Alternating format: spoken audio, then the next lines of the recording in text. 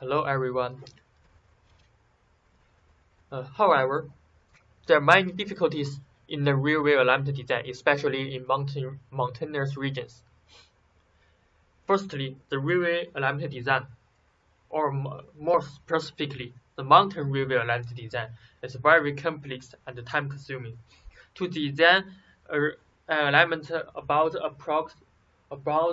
40 kilometers, it may consume the human designers about several months to design and evaluation the railway alignment repeatedly. Also, there exist unlimited number of railway alignments in the study area. Unfortunately, with limited time and resources, the human designers may overlook many potential promising alternatives in the landscape.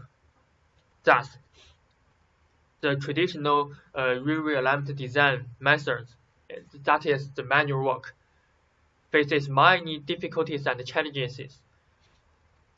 And this is the reason why